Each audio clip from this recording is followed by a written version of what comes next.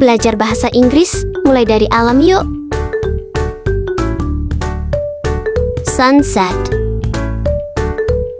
sunrise, fire, earthquake, tsunami, flash flood,